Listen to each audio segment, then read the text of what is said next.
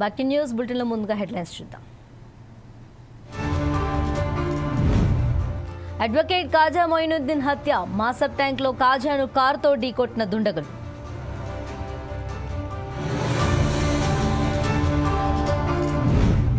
కాసేపట్లో తెలంగాణ కేబినెట్ సమావేశం, పొదుపు చర్యలు, విద్యుత్ సంస్కరణలపై కీలక చర్చ.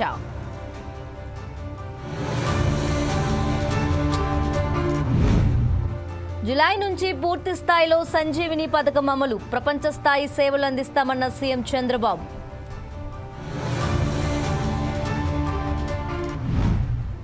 వైఎస్ ఫ్యామిలీ వల్లే రాయలసీమలో ఫ్యాక్షనిజం, రాజకీయాల కోసం నేరాలు చేశారన్న పయ్యావులు.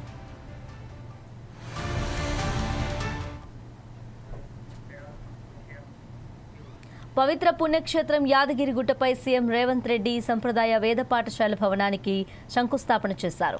కంచికామకోటి పీఠాధిపతి శ్రీ శంకర విజయేంద్ర సరస్వతి స్వామి సమక్షంలో ఈ క్రతువు జరిగింది. 43,79,00,000 రూపాయలతో క్షేత్రంలోని పెద్దగుట్ట ఆలయ నగరి లేఅవుట్ వద్ద 15 ఎకరాల విస్తీర్ణంలో వేద పాఠశాల భవనం నిర్మించనున్నారు. వచ్చే 2 ఏళ్లలో నిర్మాణం పూర్తి చేసి తరగతులు ప్రారంభించనున్నారు. అలాగే 9.88 కోట్ల కొండపై నిత్య కళ్యాణం రంగం మండపం నిర్మాణం, అలాగే 1.41 కోట్లతో మెట్ల మార్గానికి పైకప్పు, మరో 1.44 కోట్లతో మాడవీధులకు మెట్లు, 43.5 కోట్లతో దీక్షాపరుల మండపం పనులకు ముఖ్యమంత్రి రేవంత్ రెడ్డి శంకుస్థాపన చేశారు. అనంతరం శ్రీ లక్ష్మీ నరసింహస్వామి వారిని సీఎం దర్శించుకున్నారు. కార్యక్రమంలో మంత్రులు కొండా సురేఖ, కోమటిరెడ్డి వెంకటరెడ్డి, ఎంపీ చామల కిరణ్ కుమార్ రెడ్డి, ప్రజాప్రతినిధులు పాల్గొన్నారు.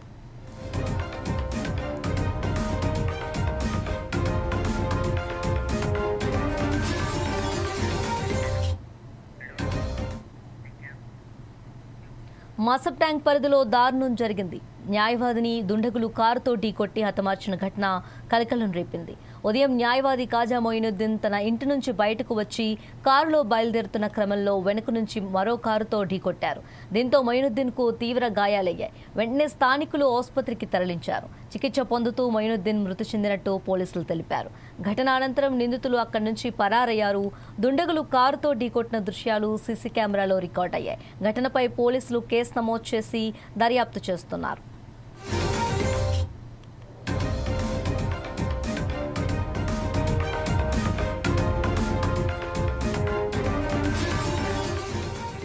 మొదటి ఘటనపై హిట్ అండ్ రన్ కేసు నమోదు చేయగా తరువాత హత్య కేసుగా మార్చారు. సీసీటీవీ ఫుటేజ్ ఆధారంగా నాంపల్లి పోలీసులు కారు నెంబర్ను ట్రేస్ చేస్తున్నారు. భూ వివాదాల కారణంగానే నిందితులు మొయినుద్దీన్ను హత్య చేసినట్లు పోలీసులు అనుమానిస్తున్నారు. మరోవైపు మొయినుద్దీన్ వక్ఫ్ బోర్డు భూముల రక్షణ కోసం సైతం పోరాడుతున్నట్టు తెలుస్తోంది. ప్రస్తుతం న్యాయవాదిపై జరిగిన దాడికి సంబంధించిన వీడియో నెట్టింట వైరల్ అవుతుంది. పక్కా ప్లాన్ ప్రకారమే నిందితులు కాపు కాచి న్యాయవాదిని కారుతో ఢీకొట్టినట్టు సీసీటీవీ ఫుటేజ్ చూస్తే అర్థమవుతుంది. దీంతో న్యాయవాదులు తమ రక్షణపై ఆందోళన వ్యక్తం చేస్తున్నారు. తరచూ న్యాయవాదులపై ఇలాంటి దాడులు పెరుగుతున్నాయని ఆవేదన వ్యక్తం చేస్తున్నారు.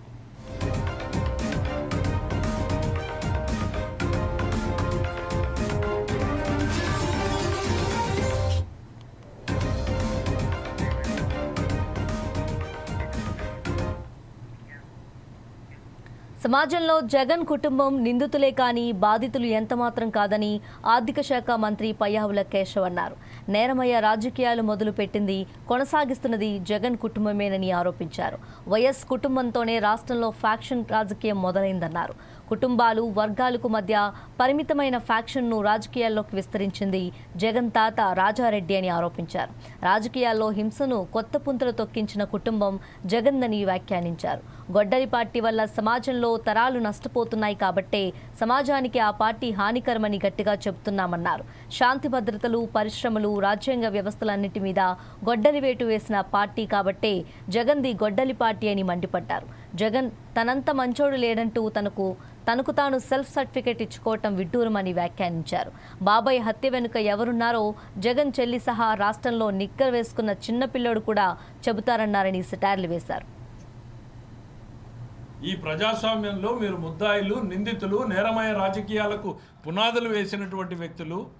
మీ నైజం నేరం, మీ రాజకీయం నేరమయం. అది రాజారెడ్డి గారితో ఆగిపోలేదు, మీ దగ్గర కూడా కొనసాగుతూనే ఉంది. రప్ప రప్ప నరుకుతామంటే వాడిని పిలిచి ఫోటో తీసుకుంటారు. వేట కొడవలతో మేకని బలించి వేడి రక్తంతో రక్తాభిషేకం చేసుకుంటే వాటిని ప్రోత్సహిస్తారు. కారు కింద నిమ్మకాయలాగా తల కార్యకర్తల్ని నలుగుతూ ఉంటే నిర్లక్ష్యంగా చూస్తూ ముందుకెళ్ళిపోగలిగినటువంటి నైజం ఇది. అధికారమే పరమావధి, తనామనా లేదు, తల్లి చెల్లి లేదు. సొంత పార్టీ కార్యకర్త కారు కింద నలిగిపోయినా పట్టించుకునేటువంటి పరిస్థితి లేదు. అది ఇంకా చెప్తూ పోతే డాక్టర్ సుధాకర్ నుంచి సుబ్రహ్మణ్యం వరకు, బాబాయ్ హత్య వరకు. ఇవాళ గొడ్డలి అని అంటేనే మీకు ఉలికిపాటు పడుతూ ఉన్నారు. గుండెపోటుకి గొడ్డలిపోటుగా ఈ రాష్ట్రం అర్థం చేసుకోవడానికి ఓ 24 గంటలు పట్టింది. గొడ్డలిపోటును కూడా గుండెపోటుగా చూపించగలరు. ఈరోజు ఇన్ని అకృత్యాలు చేసిన మీరు మేము అమాయకులు అని చెప్పుకోగలరు. మీరు నిజాల్ని ప్రజల ముందుకు చెప్పాల్సినటువంటి బాధ్యత ఉంది. అందుకనే చెప్తున్నాం, గొడ్డలి పార్టీ సమాజానికి హానికరం. గొడ్డలి పార్టీ నెవర్ అగైన్ అని నేను అసెంబ్లీలో చెప్పాను. నేను మొదటి బడ్జెట్లో చెప్పాను గొడ్డలి పార్టీ సమాజానికి హానికరం అని. మొన్న రెండో బడ్జెట్లో చెప్పాను గొడ్డలి పార్టీ నెవర్ అగైన్ అని. ఎందుకు అనంటే ఒక తరం నష్టపోయింది, రెండో తరం నష్టపోతుంది. ప్రపంచంలో శరవేగంగా మార్పులు వస్తూ ఉంటే అందిపుచ్చుకునేలాగా యువకుల్ని తయారు చేయాల్సినటువంటి బాధ్యత ఈ రాజకీయ వ్యవస్థ మీద ఉంది. మీరేం చేశారు? చంద్రబాబు నాయుడు ఒక తరానికి ఉపాధి కల్పించేటువంటి సాఫ్ట్వేర్ మీకు ఇష్టమున్నా లేకపోయినా, మీ తండ్రి గారు ఏం మాట్లాడారో నేనున్నాను ఆ రోజు. ఆయన ఇంటర్నెట్ గురించి ఎన్ని జోకులు వేశారో విన్నారు. ఆ ఇంటర్నెట్టే ఈరోజు మన పిల్లలకు ఉద్యోగ ఉపాధి అవకాశాలు ఇచ్చింది. ఈరోజు మీకు ఏ రాజకీయంలో మీరు బెంగళూరు నుంచి వస్తే ఈ చంద్రబాబు నాయుడు గారు తపనబడి ఇన్ని లక్షల ఉద్యోగాల కల్పనకి దాదాపు 800 కంపెనీలు ఇవాళ గ్రౌండ్ చేయబోతున్నాం. వివిధ దశల్లో ఉన్నాయి. నువ్వేం చేసావు? గొడ్డలి వేటేసావు పరిశ్రమ రంగం మీద. ఉన్న పరిశ్రమల్ని తరిమేసావు. పోలవరం డయాఫ్రమ్ వాళ్ళు పోయేలాగా గొడ్డలి వేటేసావు. ఎన్నికల వ్యవస్థ మీద గొడ్డలి వేటేసావు. ప్రతి వ్యవస్థ మీద గొడ్డలి వేటేసావు. లా అండ్ ఆర్డర్ని పనిచేయకుండా గొడ్డలి వేటేసావు. అలాంటి గొడ్డలి గురించి మాట్లాడుతూ ఉంటే మీరు ఖచ్చితంగా ముమ్మాటికి గొడ్డలి పార్టీనే. ఈ రాష్ట్రంలో ప్రతి కుటుంబం కూడా దీన్ని గుర్తుపెట్టుకోవాల్సినటువంటి పరిస్థితులు ఉన్నాయి. 5 ఏళ్ల క్రితం మనం ఎంత భయానకమైనటువంటి వాతావరణం ఈ రాష్ట్రంలో ఉంది. ఈరోజు నేరుగా ప్రభుత్వాన్ని కూడా ప్రశ్నించే స్థాయిలో ప్రజలు ఉన్నారు. That is the democracy we are living in today.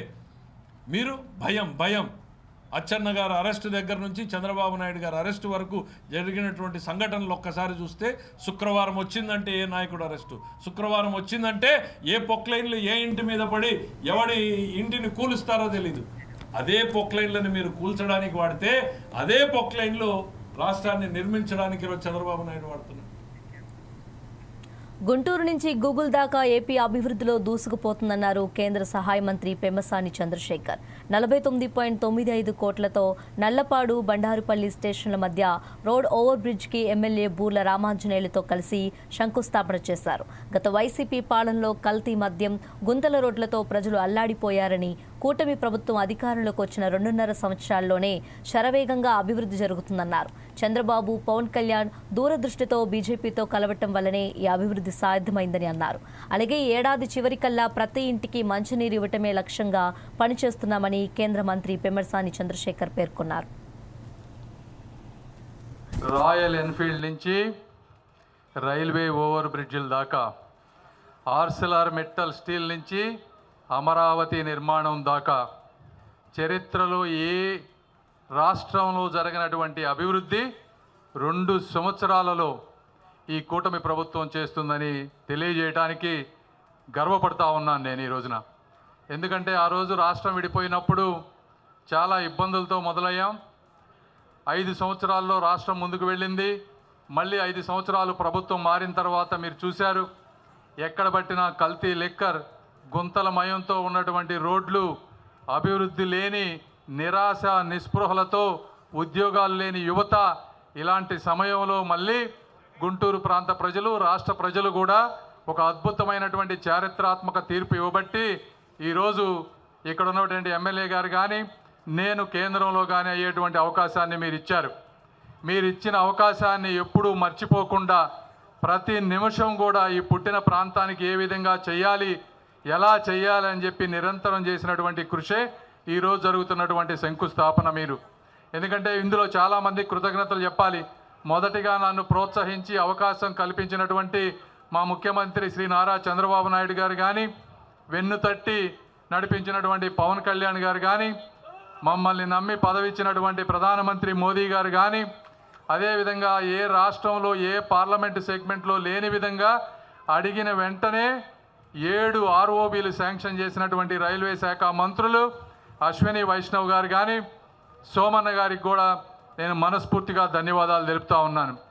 వారందరూ చెప్పినప్పుడు తర్వాత ఈ ప్రాజెక్టులు వచ్చిన తర్వాత వీటిని కార్యరూపం తీసుకువెళ్ళాలంటే అన్ని ఎస్టిమేట్స్ వేయించాలి, టెండర్లు పిలవాలి, ఇవన్నీ చాలా వర్క్ ఉంది.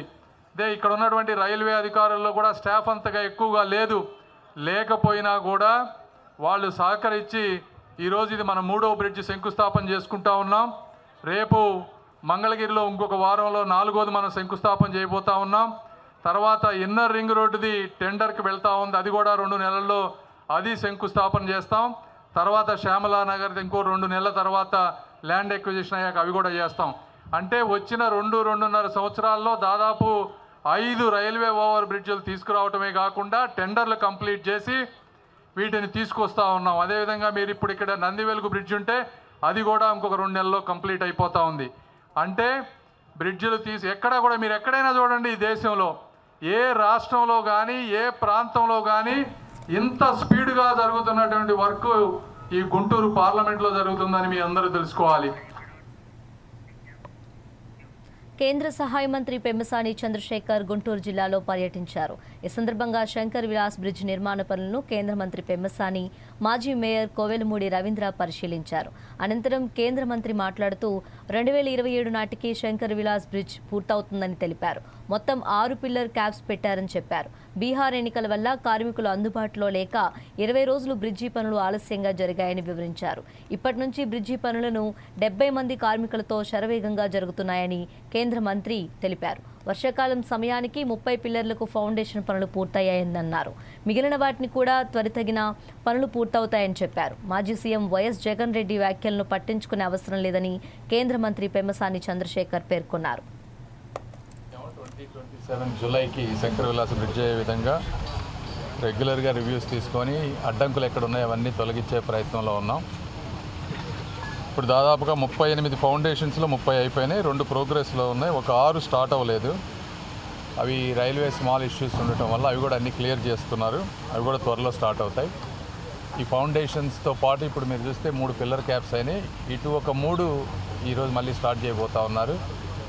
వీటితో పాటు ఇప్పుడు మొన్నటి వరకు మనకి ఒక 20 రోజులు వర్క్ లేట్ అయింది, ఎందుకంటే వెస్ట్ బెంగాల్లో ఎలక్షన్స్ ఉండటం వల్ల ఇక్కడ ఎక్కువ వర్క్ చేసే వాళ్ళందరూ వెస్ట్ బెంగాల్ నుంచి రావటం వల్ల ఒక 20 రోజులు వర్క్ లేట్ అయింది. ఈ రోజున సైట్లో ఇంతకుముందు 50 మంది పనిచేసేవాళ్ళు, ఈరోజు 70 మంది, ఎంతమంది 70 వచ్చారు.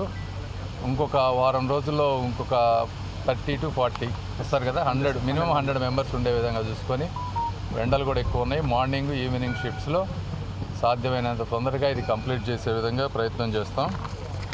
ఇంకా కొన్ని ల్యాండ్ అక్కడెక్కడైతే షాప్స్ ఉన్నాయో వాళ్ళందరికీ కొంచెం ల్యాండ్ ఎక్విజిషన్ కూడా అయిపోతుంది.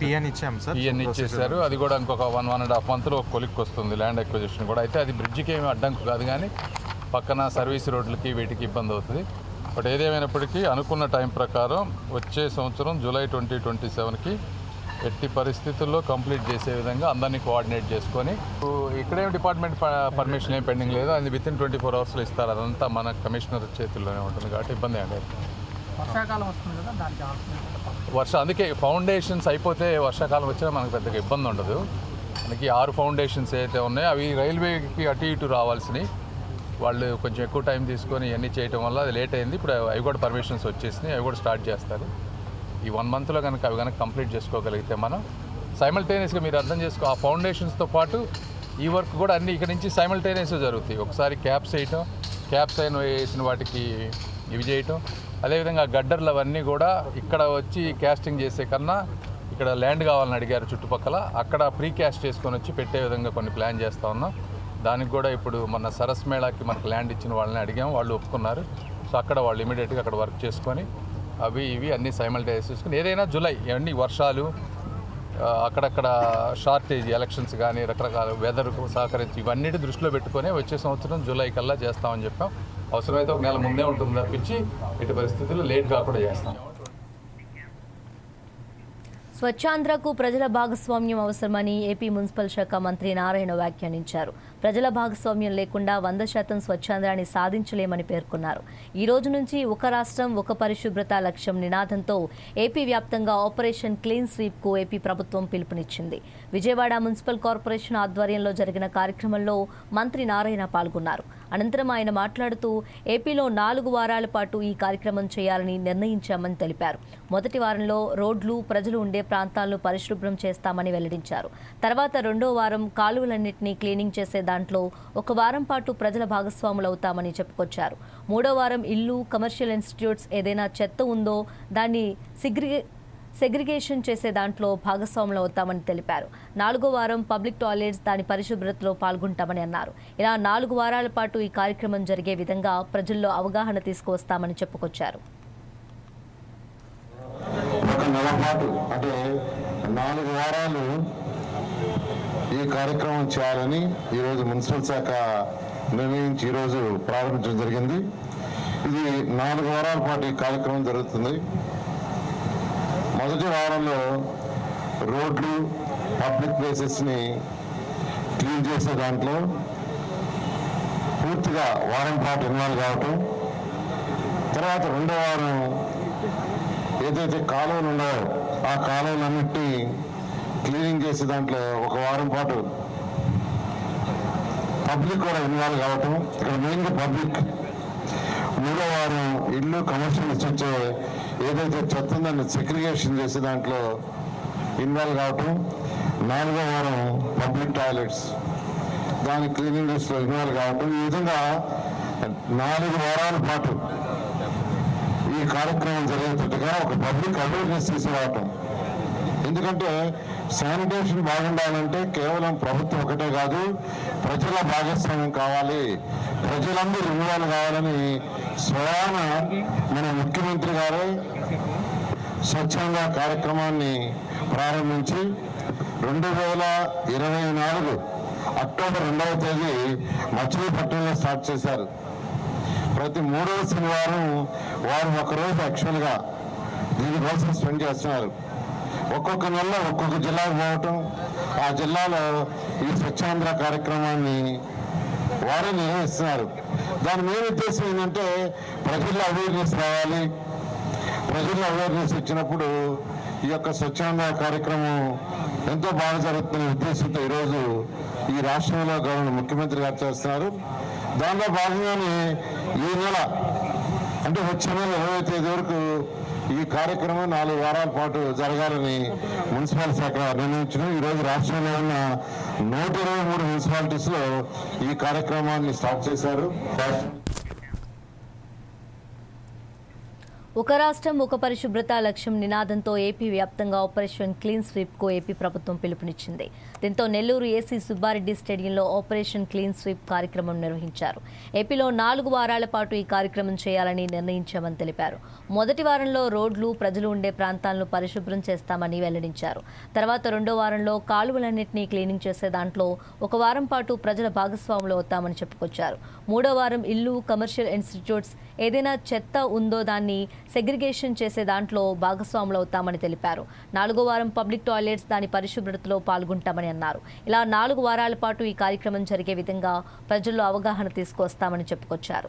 పరిసరాలను శుభ్రం చేసిన జిల్లా collector Himanshu Shukla, mayor Sujatha, commissioner Nandan, Kotamreddy, Giridhar Reddy పాల్గొన్నారు. ఈరోజు కొత్త ఆంధ్రప్రదేశ్లో ఉన్న 123 municipal local bodies, municipal corporations కానీ, మున్సిపాలిటీస్ కానీ, నగర పంచాయతీస్ కానీ అన్ని చోట్ల ఈ ఆపరేషన్ క్లీన్ స్వీప్ పేరుతో ఒక మంచి ప్రోగ్రాం ఏర్పాటు చేయడం జరుగుతున్నాయి. ఇప్పుడు మీ అందరికీ తెలిసిన విషయం అంటే ఈ ప్రభుత్వం వచ్చాక స్వచ్ఛ ఆంధ్ర పేరుతో ఒక మంచి ప్రోగ్రాం పెట్టడం జరిగింది. దీని కింద ప్రతి నెల ఒక మంచి థీమ్తో 3rd సాటర్డే మనం ప్రోగ్రాం పెడుతున్నాము. నెల్లూరు మున్సిపల్ కార్పొరేషన్స్లో కానీ, మిగతా మున్సిపాలిటీస్లో కానీ కూడా ఈ ప్రోగ్రాం చాలా చక్కగా నిర్వహణ జరుగుతున్నాయి. ఇదే నేపథ్యంలో ఇప్పుడు ఇంకా ఫోకస్ అప్రోచ్తో ఎందుకంటే ఇప్పుడు ఆల్రెడీ ప్రోగ్రామ్ జరుగుతున్నాయి, శానిటేషన్ చేస్తున్నాము. కానీ ఎప్పుడప్పుడు సంవత్సరంలో కనీసం ఒక నెల ఒక ప్రోగ్రామ్ని ఫోకస్గా చేస్తే ఆ మెసేజ్ ఇంకా డీప్ వెళ్తుంది. ఇప్పుడు ఆల్రెడీ మన మున్సిపల్ కమిషనర్ ఆధ్వర్యంలో నెల్లూరు కార్పొరేషన్లో శానిటేషన్ బాగానే జరుగుతున్నాయి. కానీ ప్రజల్ని ఇంకా పార్టిసిపేషన్ పెరగాలి, ఎన్జిఓస్ కూడా ముందుకు రావాలి, చైతన్యం పెరగవాలి. ఆ ఆలోచనతో ఈ ఆపరేషన్ క్లీన్ స్ట్రీట్ ప్రోగ్రామ్ పెట్టడం జరిగింది. ఇది ఒక 1 month ప్రోగ్రామ్. ఈ 1 month ప్రోగ్రామ్ని 4 వారాల్లో 4 థీమ్స్ కింద డివైడ్ చేయడం జరిగింది. సో ఈరోజు స్టార్ట్ అయిన 1 week వరకు విజిబుల్ క్లీనింగ్ ఆన్ స్ట్రీట్స్, అంటే ఈ రోడ్స్కి క్లీనింగ్ మీద ఫోకస్ పెట్టడం జరుగుతుంది. ఆ తర్వాత వచ్చిన వారంలో ఈ డ్రైన్స్ మీద ఫోకస్ చేస్తారు. 3 వారాల్లో ఈ గార్బేజ్ సెగ్రిగేషన్, అంటే డోర్ స్టెప్ దగ్గర, తర్వాత డిస్పోజల్ దగ్గర దీన్ని సైంటిఫిక్గా సెగ్రిగేట్ చేసుకొని ఆ వెట్ వేస్ట్ కానీ, డ్రై వేస్ట్ కానీ, ప్లాస్టిక్ వేస్ట్ కానీ దీన్ని సెగ్రిగేట్ చేయడం జరుగుతుంది. 4th వీక్లో మోస్ట్ ఇంపార్టెంట్ అంటే public toilets plus visible vulnerable points, అంటే ఎక్కడ ఈ లెగసీ వేస్ట్ ఉన్నాయో దీని మీద దీనికి శాశ్వత పరిష్కారం కోసం ఫోకస్ చేయడం జరుగుతుంది. కనిగిరి పట్టణంలోని మంచినీటి దొరువు ఆధునీకరణ పనులను రాష్ట్ర సాంఘిక సంక్షేమ శాఖ మంత్రి డోలా బాల వీరాంజనేయ స్వామి కనిగిరి ఎమ్మెల్యే ఉగ్ర నరసింహారెడ్డితో కలిసి పరిశీలించారు. మంచినీటి దొరువు ఆధునీకరణ అభివృద్ధి పనుల వివరాలను మంత్రి స్వామికి ఎమ్మెల్యే ఉగ్ర నరసింహారెడ్డి వివరించారు. దొరువు అభివృద్ధి పనుల్లో భాగంగా చుట్టూ వాకింగ్ ట్రాక్ ఏర్పాటు చేయడంతో పాటు పచ్చదనాన్ని పెంపొందించి ప్రజలకు ఆహ్లాదకరమైన వాతావరణాన్ని పెంపొందించేందుకు కృషి చేస్తున్నట్లు ఎమ్మెల్యే మంత్రికి వివరించారు.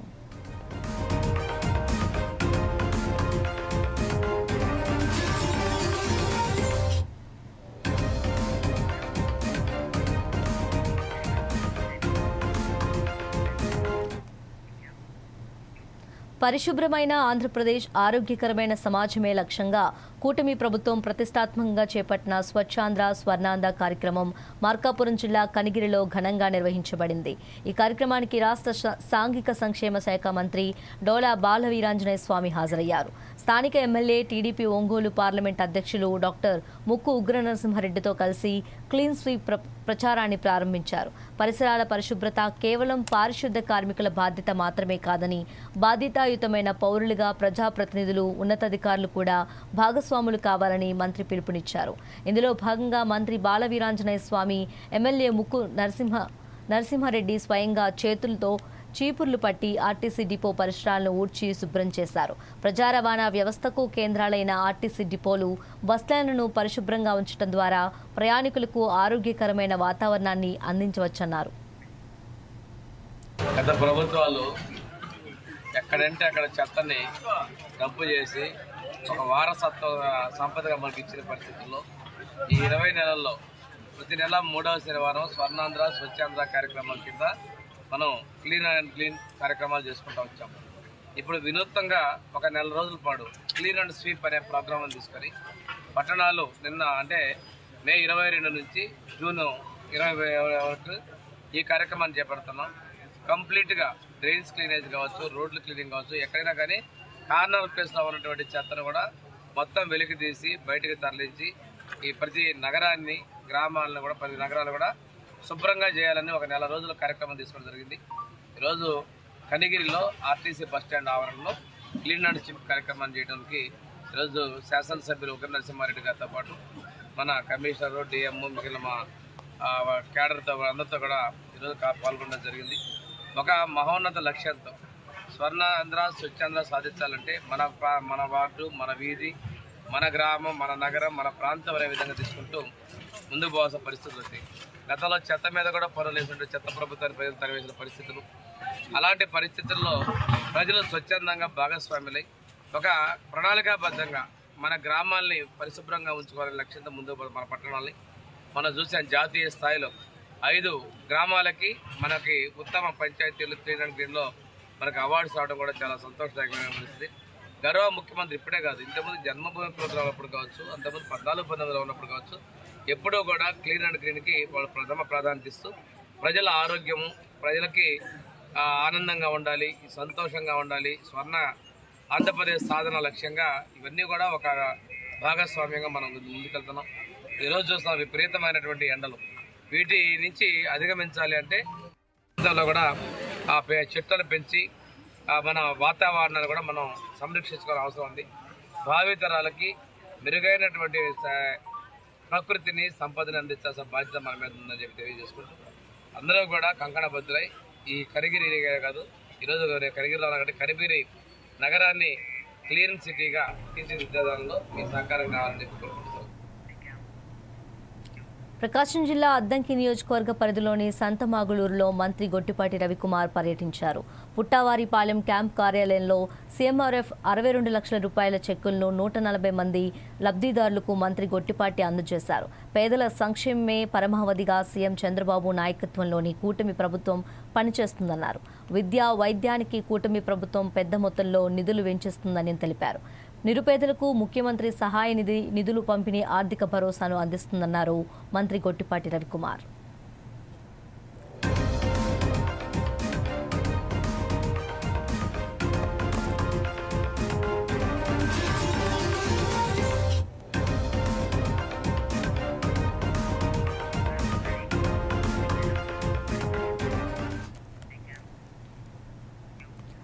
పల్నాడు జిల్లా సత్తెనపల్లిలో పోలీసులు కార్డన్ సెర్చ్ నిర్వహించారు. జిల్లా ఎస్పీ ఉత్తర్వుల మేరకు తనిఖీలు చేపట్టినట్లు డీఎస్పీ హనుమంతరావు తెలిపారు. కార్డన్ సెర్చ్లో భాగంగా పత్రాలు లేని 81 ద్విచక్ర వాహనాలను, ఒక ఆటోతో పాటు కారును స్వాధీనం చేసుకున్నామన్నారు. యువత ఎవరూ గంజాయి జోలికి వెళ్లొద్దని హెచ్చరించారు. అలాగే వాహనదారులతో గంజాయి జోలికి వెళ్లమని, తప్పనిసరిగా సీట్ బెల్ట్ ధరిస్తామని ప్రతిజ్ఞ చేయించారు. మన దేశంలో ముఖ్యంగా యువతలో మారక ద్రవ్యాల దుర్వినియోగం పెరుగుతుందని మరియు ఇది ఆందోళన కలిగించే విషయమని మేము గ్రహించాము.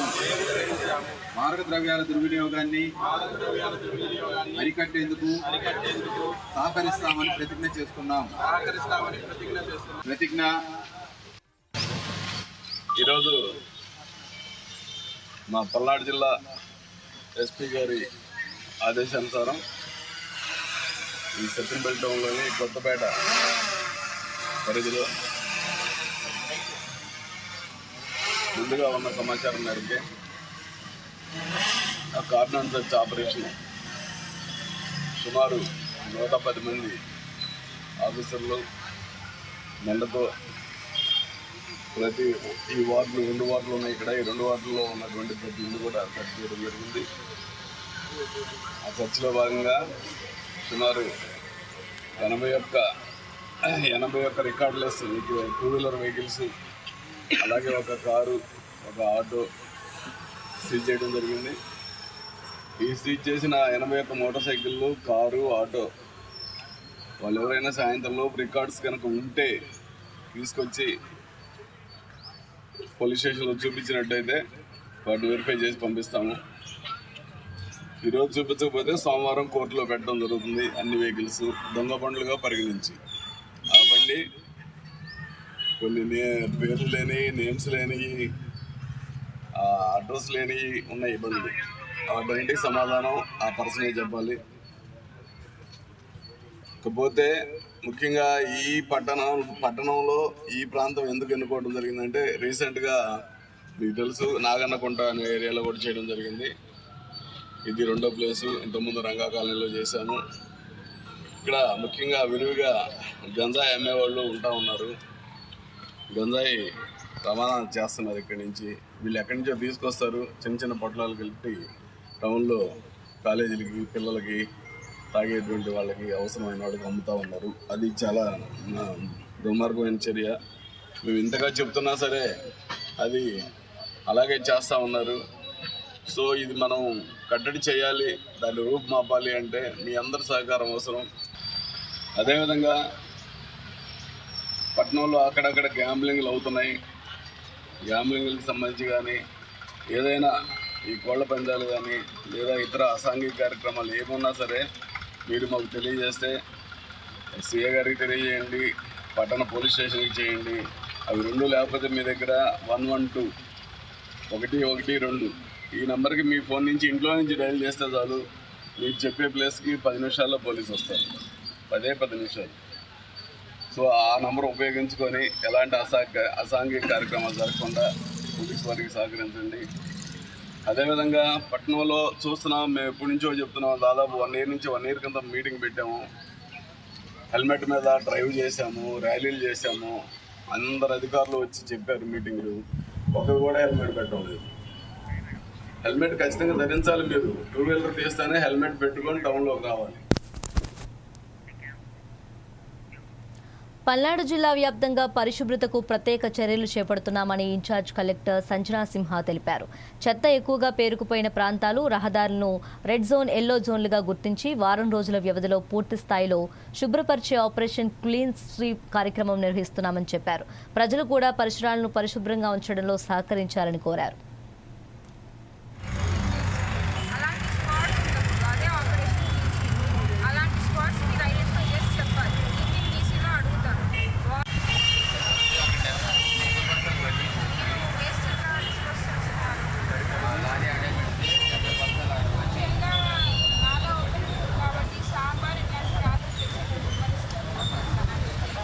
వారు ప్రతిష్టాత్మకంగా చేపట్టినటువంటి ఆపరేషన్ క్లీన్ బాగానే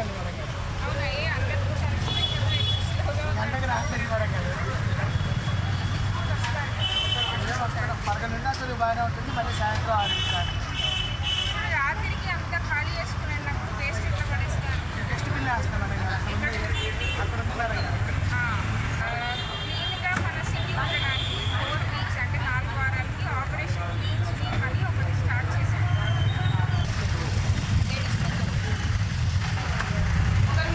మనం చూసుకుంటాం.